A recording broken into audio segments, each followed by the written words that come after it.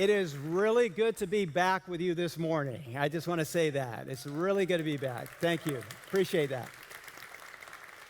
For those that haven't been here or didn't know, I've been gone for 7 weeks on a sabbatical. It's the first sabbatical I've had in 13 years. So after 7 weeks coming back today, I feel like it's the first day of school after summer. Like, you're a little bit anxious. Can you still do this? Anyway, so I want to say it was an amazing time. I'm extremely grateful to our elder board members who suggested I do it. I'm grateful to our staff and our pastors, and thank you to all of you for letting me do that. Appreciate it. One of the things I got to do while we were away is Veronica and I went together to Malawi, East Africa, and I got to speak at the African Bible College graduation. That was my first week away, and I didn't know before I went how much it would mean to the students and the faculty for Paul Chinchen, my twin brother's brother, to be there when he couldn't. And so it was a really sweet and special time on the campus. We had a record graduation. Over 130 students graduated. That was crazy. And so that was amazing at African Bible College. And then on the way back from Malawi, Veronica and I, we hadn't been back to France together since our honeymoon, so we stopped in France for 5 days. That was really special. And then when we got back here, I think it was probably week 3 of the sabbatical, that the deep rest that the Bible and the deep peace that the Bible talks about, I really felt it because, you know, you're so busy. You're as busy as I am. And I started to wake up maybe on week 3 in the morning and go, okay, I don't have to make any phone calls. I don't have any meetings. I don't have any emails to answer. Gosh, emails create so much anxiety in my life. I didn't know that. And I thought, I can do whatever I want today. It's a very freeing feeling. One of the things I did was I finished a manuscript, and this, for me, it's not work. It's like therapy. It's something I enjoy doing, but I finished a manuscript on a piece titled Gather, and the subtitle is Your Invitation to Life-Giving Community. And so we're going to start a teaching series next Sunday on this, and then also we're going to have this printed, and this will be our small group material for the fall. So you want to get involved in one of our life groups or small groups this fall. And then my last week away, I was able to take our whole family to San Diego, and our first day in San Diego, that night, we went to La Jolla and my youngest son. This was supposed to be a surprise, and so we were hiding in the bushes, and this really great young lady, her parents were hiding in the bushes, and then this is William here, and he proposed to Tatum Waite, and she said yes. They're sitting right over here right now. You guys are going to have to wave, Tatum. You're going to have to, there you go. Thank you. Anyway, she said yes, fortunately. She said yes, and her parents are also in ministry, and so we've just loved having our families come together. We don't have a date yet, but we're really excited about all this. So that was my final week away. And I just want to say it's really good to be back. I need to share, before we get into our message this morning, though, for our Grove family and for our Grove family watching online, I need to share a need with you. On Monday was my first day back in the office, and on Monday, our church treasurer, one of our elders, asked to meet with me and Scott Swanson, and he came in and he said, I need you to know that our financial situation is not good and that we are dangerously low on our funds. And so we've spent a lot of time this week talking about that need. I need to share that need with you. And to be honest, probably since the first of the year, our giving has not been what we budgeted for. We've been having about $10,000 a week less than we need come in. And so by now, the situation is really hard, and I need you as a church to know that. Now, sometimes this just happens in the summer, and like it happened last summer, and we at the time asked our pastors and our staff for 3 months to take a 10% cut in their pay so that we could make it through those hard months. And as we met with some of our board members and pastors, I told them, I don't want to do that this year again. I don't want to go to our pastors and our staff and say, take a 10% cut. We have a very small, valuable staff. And instead, I want to come to you as a church and say, we have this need. Can we meet it together? And I want to put this challenge in front of you because we need your help. If we're going to fund our ministries this fall, we need your help to fund our ministries. and I want to ask you to pray about for 2 weeks. On July 30th, we want to take an offering. We want to take an offering, and we want to ask if you would pray about giving a sacrificial gift above and beyond what you normally give to meet this need. And I really believe that if we all rally together and if we, as a tribe of followers of Jesus Christ, we share our resources, we will have enough. The need that we want to put in front of you on July 30th is $200,000. It sounds like a lot, but I know that when we come together, we can meet that need. And for our ministries to thrive, we're going to have to come together. We need your help, church, for our children's ministry, our high school ministry, our men's and women's ministry. All depend on your giving. So, church, can we do this? Thank you, Brian. I think we can. And so it wasn't the best news to come back to after a sabbatical, but it's something that we need to go to God with, and together I believe He can help us meet this. So can you pray about this, and then can we start by praying together right now? All right, so bow your heads with me. God, we put this need in front of you that our church has. At times we feel desperate, and we forget that you always have enough. God, you are Jehovah Jireh, the God who has more than enough. And so, God, we bring to you this need that the Grove Church has. And I ask, God, that you use your people that are here today, your good, godly men and women, and use them to come around together and as a church, help us to meet this need. Give us more than enough this fall so that your ministry, your work here at the Grove and in Chandler and around the world can thrive. We ask you that today together, God, in Jesus' name. Amen. Amen. Thank you for letting me share that. Well, today I'm concluding our series, our summer book club series. And the book I've chosen today is a book by a pastor in Georgia, Jensen Franklin. It's titled Overcoming When You Feel Overwhelmed. And I don't know if you've hit that point in life, but I think all of us at some point in our life, maybe every month, maybe every year, maybe every week, you feel overwhelmed. And what I want to look at today is how Jesus Christ gives us hope and gives us answers when life feels overwhelmed.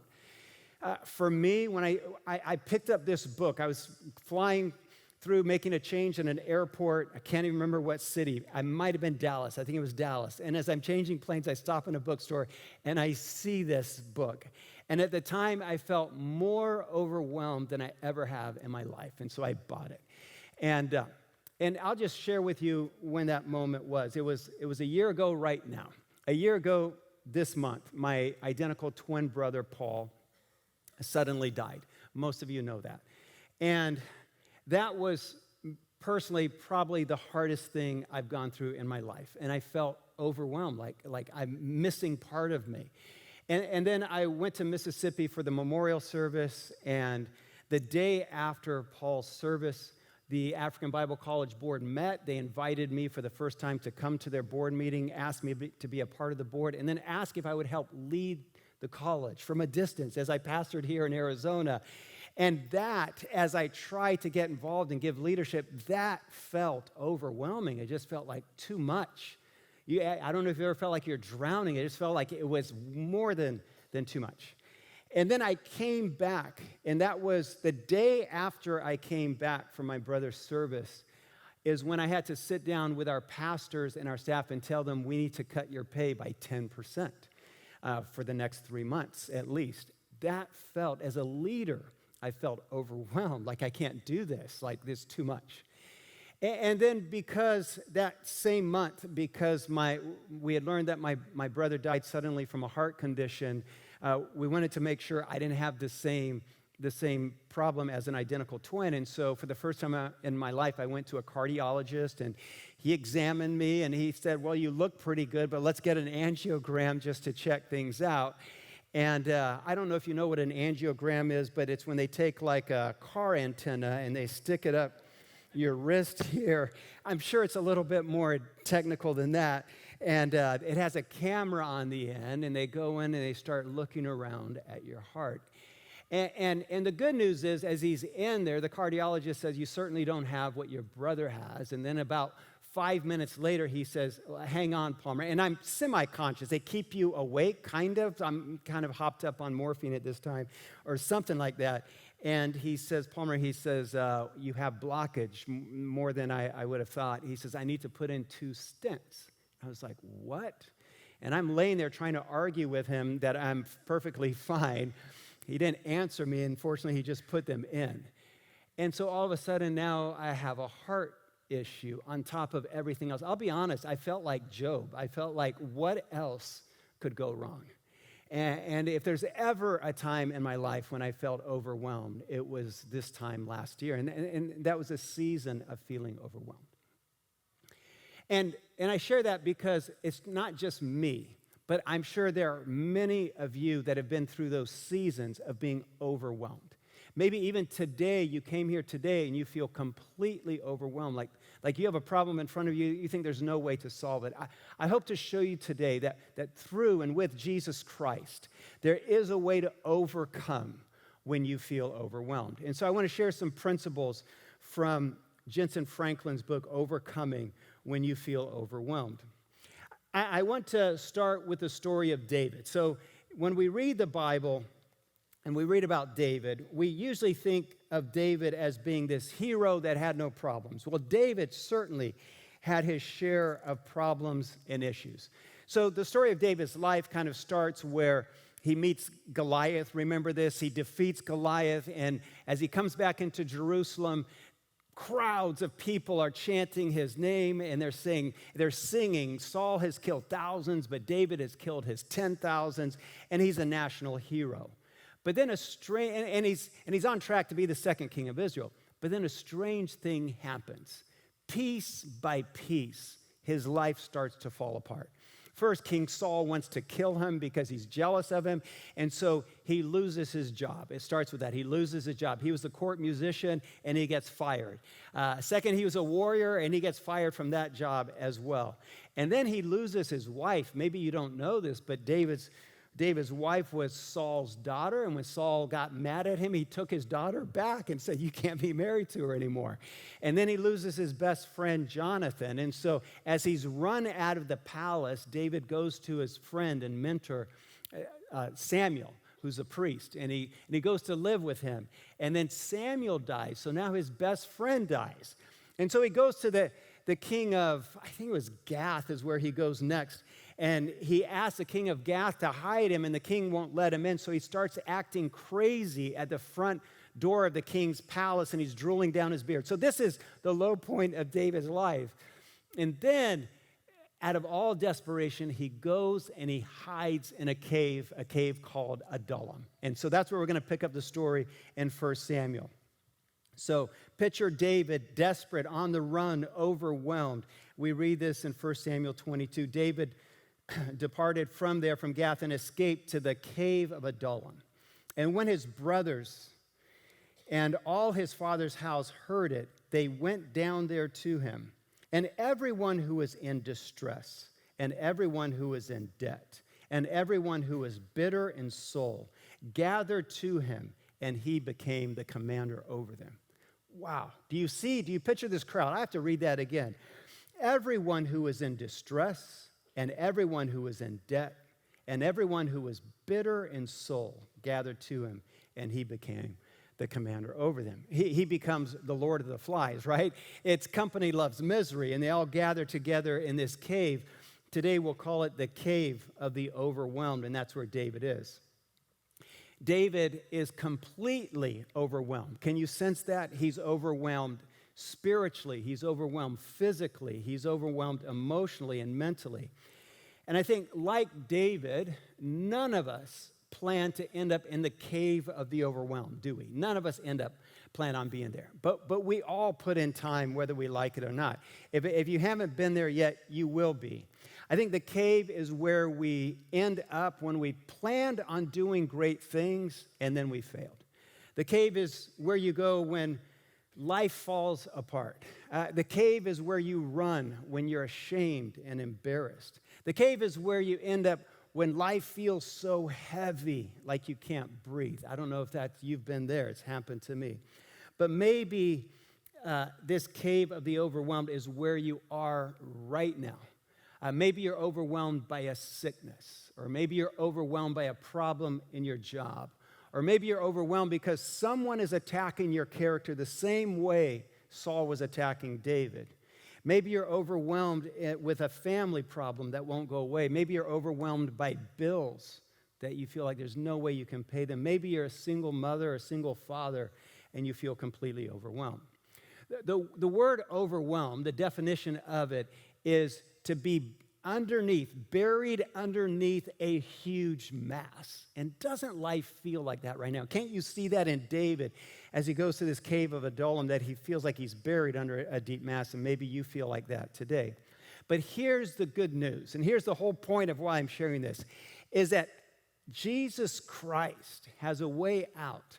No matter how overwhelming life feels today, I want you to know the cave is where God meets us. I think the cave of Adullam, if you've been there or there right now, it's where maybe God does his best work on our hearts, on our soul. The cave is where he changes us.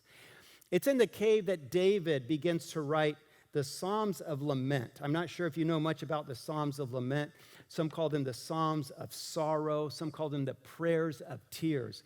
But David starts to write psalm after psalm, crying out to God, saying, man, you've put me in a bad spot. Can you help me now? So look at Psalm 142 with me, verse 5. And David writes this from the cave. I cry to you, Lord. I say, you are my refuge, my portion in the land of the living. Listen to my cry, for I am in desperate need. Rescue me from those who pursue me, for they are too strong for me. Set me free from my prison, that I may praise your name. And so I want to share with you the hope that we have. So David's crying out to God. I want you to know that God hears and God listens. So today I want to share with you some steps to overcoming that Jensen Franklin shares with us. Steps to overcoming when you feel overwhelmed. The first one is this. When you feel overwhelmed, my first challenge to you is to look in, to take a deep, hard look at the inside. Hey, have you ever looked at something, you've just glanced at it briefly, but then when you looked at it closely, it was much different than you thought? I'll share an example. A couple of years ago, spring 2020, we had been invited to a wedding in Los Angeles. So I got on Airbnb, and I'm looking around at Airbnb, and I see this house, like this amazing house. We needed to be near Griffith Park by Dodger Stadium. And I find this house, and it seems almost too good to be true because there's these amazing pictures. They look like they're out of a magazine or a model home. And I'm clicking through them. I show the pictures to my family. They go, oh, book it, Dad. It's great. It has a jacuzzi. It looks amazing. And so I hit buy and book this Airbnb. And then the thing with Airbnb, and this is just free life advice, they don't give you the address until you book it. So I book it. So now I have the address. I think, okay, I'm going to get on Google Maps and take a good close look at it so I see what this part of town is like, right? Have you ever done this? So I get on Google Maps and I go down to Street View. And I get on Street View, I go to the front of the house, and oh my goodness, I'm looking at it like, is this the same house? It looks abandoned, all right? The grass in the front yard is up to here. There's trash all in the driveway. The garage door has a big hole in it. The roof shingles are coming off. I'm like, what happened here? And so fortunately, we have a sister-in-law near there. And so I called her. I said, can you go look at this? She manages Airbnbs. So she calls us. She says, Palmer, there's a foreclosure notice on the front door. She says, I looked at the county records, and this thing is for sale by the bank. It's been foreclosed on. She said, you can't rent this. It's a complete disaster. She said, I think the Russian hackers have taken your money. And so I had a long argument with Airbnb and finally got my money back. But all that to say is, when you take a close look at some things, you see things that you didn't see before. And I want to invite you right now that if you feel overwhelmed by whatever it is in life, would you start by taking a deep, hard look at the inside of your own life? Because I think sometimes we as people look good and like things are great on the outside, but on the inside, things aren't right. It's exactly what Jesus said to the Pharisees. He took a cup and he said, you keep washing the outside. He said, but you have to look at the inside and take care of that. I think a lot of people spend their lives pretending that everything is fine on the outside, when on the inside, things are a mess. And if you are overwhelmed and you want to get things right with God and things right in your life, my challenge is to start on the inside. And so I would ask you today to look on the inside and ask yourself, what is my thought life like? Ask yourself, what is my heart? Is my heart right with God? Ask yourself, how is my integrity? How is my character? How am I doing with those things? David learned the hard way to take a hard look on the inside. In Psalm 139, we read this. He writes, search me, O God, and know my heart. Test me and know my anxious thoughts. See if there's any offensive way in me and lead me in the way everlasting. So David says, look at the inside. Look at my life and see if it's what you want it to be. I think a lot of our problems start on the inside.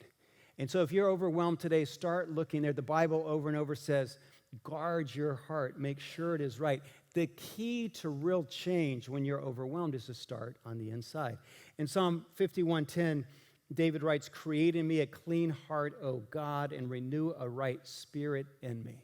If you want to get right on the inside, where do you start? Start by looking inside and praying more. Start by looking inside and reading Scripture for what needs to change. Start by looking inside and confessing sin. Start by looking for people that you can spend more time with who will take you closer to God. When you take a long look inside, ask yourself this: do I desire Jesus Christ more than anything else? What does your heart say to you on that? And when you look at your heart, ask yourself, is there any person or anything between me and Jesus Christ right now? Take a deep, hard look on the inside. So that's the first thing. If you feel overwhelmed, that's the first step. The second step, I said look in. The second step is to look up, and to look up at Christ. So when I was 23 years old, I remember getting invited to preach my first sermon at the church that I was serving in as a junior high pastor. This is Granada Heights Friends Church in La Mirada, California. And the pastor there asked me if I would preach on a Sunday night. He didn't trust me with Sunday morning yet, but he said, you can preach on Sunday night. That's the Vespa service and hardly anybody goes. So anyway, he didn't say that, but I knew that. And so I prepared and prepared. I was taking sermon prep at the time, so I was ready to preach it. And I only remember two things from that night. You know, things scar you, don't they? So you remember the things that scar you. And so I remember two things. The first one is this: as I'm sitting there getting ready to preach and I'm sweating bullets, one of our other pastors, Randy Grundyke, our college pastor, gets up and he says, all right, we're going to take an offering, and after the offering and this song, Palmer Chinchen is going to come up and give a short message. So I don't know why he said short message, but that's what he said. And I'm thinking, man, I got 10 pages of notes here, and he said short message. And then as the ushers are coming by, this older guy hands me the offering plate, and he says, you heard what he said, right? Short message. And so that's what he said. So I'm like trying to edit. I'm just freaking out trying to edit this sermon in my mind. So I remember that. The second thing I remember is it was my first sermon ever, and I took a golf club on stage. And I had just started learning how to play golf, and someone had showed me that when you hold a golf club on the tip of your finger and you look up at the tip of it, you can keep it balanced pretty much all day. Here's the thing, skiers know this, you've got to keep your eyes up. Tightrope walkers know this. They know if they look down, they die. Snowboarders know this. Rock climbers know, look up, you look down, you're going to die. But as long as I keep my eyes up here, I can hold this as long as I want. But as soon as I look down here, the club goes all over the place. You think I'm making this up, but there's no way you can keep this balanced unless you look up here. And then you can just keep, I'm going to leave this up here, and you can try this when we're done and see what that's like. And those are the only two things I remember from that first sermon. I think I was preaching on Peter. And Peter, we read in the New Testament, he looks down at the waves. Remember this? And then he started to sink. So that was the thing there. And it's the same for us. If you are overwhelmed, don't look down. Don't keep your head on the ground. Look up at Christ and say, God, I need your help now. Here's what David writes. He writes, I lift my eyes up, Psalm 121, to the mountains. Where does my help come from? I lift my eyes up, he said. My help comes from the Lord, the maker of heaven and earth. He will not let your foot slip. The Lord will keep you from harm. He will watch over your life. Jesus says this in Luke chapter 21. He says, look up, lift up your heads because your redemption is near. Look up, lift up your heads. When you are overwhelmed, can I ask you this morning, and maybe today you feel overwhelmed. When you feel overwhelmed, where do you look? Are you looking up at Christ and saying, God, help me now? Or are you looking at something else? Are you looking to a drink? Are you looking to an addiction? Are you looking to a person? Are you looking to a substance? Are you looking to a purchase? Some people call it retail therapy. Are you looking at everything else for the answer instead of to Jesus Christ? Or are you looking up at him? Maybe instead of looking up, when you feel overwhelmed, you just drop your head down because you're discouraged and you're depressed and you're disappointed. And so your head is down. And I'm going to say, get your head up and look at Christ.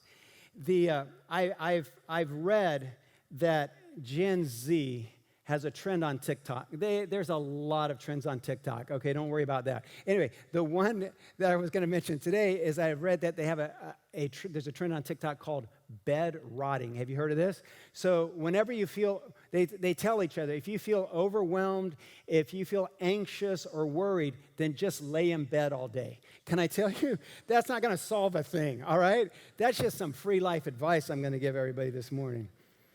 But my invitation today is to look up at Christ. Jesus Christ is the hope of the overwhelmed. Jesus used to say things like this, like in Matthew chapter 11, come to me, all of you who are weary and burdened, and I will give you rest. So look up. So I said this morning, if you feel overwhelmed, look in, start there. And then I said next, look up. Finally this morning, I want to say, look out and get out. What do I mean by that? So let's finish the story with David. David ends up in the cave of Adullam with all these other miserable, overwhelmed people, right? And then David and his men have left their wives and their children in a town called Ziklag. And while David and his men are away, a raiding party of Amalekites raid the village, and they burn their houses, and they take their women and children. They take all the women and all the children, and they take them as captives, and they start heading back to their city. And we read this, when David and his men came back to Ziklag and saw that their houses were burned and their children and wives were gone, we read this in verse 4, chapter 30. David and his men wept until they had no more strength to weep. In fact, David's own family was taken. And then we read in verse 6 that David's men wanted to stone him. They're like, this is it. We've had enough of this. But this right here, in that moment, is where the story takes a turn. In that moment, the story turns around because David has to make a choice. Am I going to go back to the cave and stay overwhelmed? Or am I going to fight for not just my family, but for the kingdom? So we read this in 1 Samuel 30 that David goes to Abiathar the priest, and he says, can I have the ephod? So the ephod is like a sacred jacket. If you went to college in the 80s with me, it was like a members only. I was that sacred, all right? And anyway, so they had this sacred vest they would wear when they prayed. And David goes to the priest and he says, can I borrow your vest because I really want God to hear me right now? And for some reason, Abiathar gives it to David. And David prays this prayer to God. He says, it's a simple, very simple question. He says, shall I pursue this raiding party? And will I overtake them? And then we read, the Lord answered David, and he said, pursue them. You will certainly overtake them and succeed in the rescue. And so you see how David hits this critical moment. He can either go back to the cave and stay overwhelmed, or he can look out and get out and take action and start to live again. David has been hit with one blow after another blow after another blow. And maybe if you're overwhelmed today, you know what that's like. You feel like Satan has hit you with a right and a left and a right and a left. And you're like, I can't take this anymore. I want to give up. When I say that, I think about my favorite athlete when I was growing up and in high school. His name was Muhammad Ali. Everybody know Muhammad Ali? Maybe the greatest athlete that's ever lived. Anyway, so in 1974, Muhammad Ali, Don King, scheduled a fight between Muhammad Ali and George Foreman. At the time, George Foreman was undefeated and the undisputed champion of the world. He was a 4-1 favorite over Ali. And so, but then Don King, for some reason, schedules the fight in Kinshasa, Zaire. They call it the Rumble in the Jungle, all right? Some of you remember this. And it's a Rumble in the Jungle. And so Ali shows up, and Ali loves being in Africa, and he's walking down the streets of Kinshasa, and there's thousands of people chanting his name, and he's like the king of Kinshasa. When you see video and footage of George Foreman in Kinshasa, he's always sweating, all right? He was sweating and angry the whole time. He was hot. All he did was complain about the heat in Kinshasa, Zaire. Finally, they have the fight.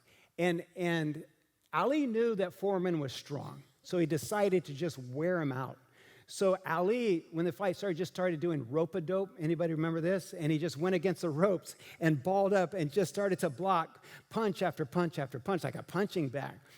In the seventh round, and Foreman is getting tired, and he's punching and punching, but Ali won't go down. Finally, in the seventh round, George Foreman catches Ali with a left hook to the jaw. You think the fight's over, but Ali stays on his feet. And then he grabs Foreman's head, and he pulls him in against the ropes, and he whispers in George Foreman's ear. He said, "George, is that all you got?" That's what he said. Later in an interview, George Foreman says, the fight was not what I thought it was going to be. And it's not.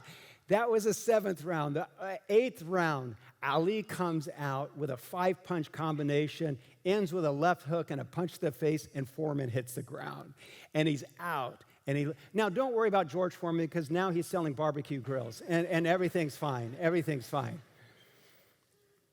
But maybe you've been like that. Maybe life for you has been like that. Do you feel like the evil one, Satan, has been hitting you with one left, one right after another? You can't take it. It's punch after punch.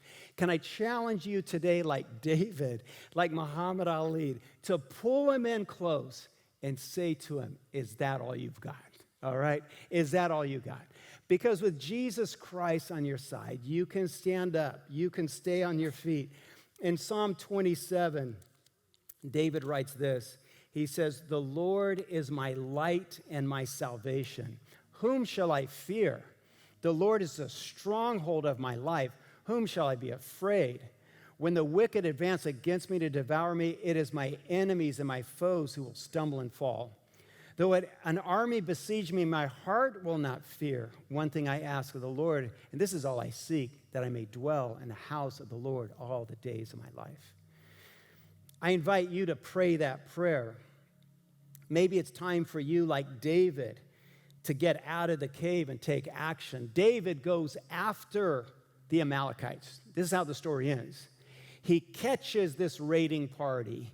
He defeats them. He gets his wife and their families back. He rescues them. And then he becomes king of Israel. It all turns around because David finally got up and he got out. And he asked God to be on his side. Taking action when you are overwhelmed is a very powerful thing. You can't miss that today. I need you to take that home with you. Because sometimes we're overwhelmed and we do nothing. If you're overwhelmed by something, the worst thing that you can do is to do nothing. You have to take that first step forward. You have to advance and start to change in that one way.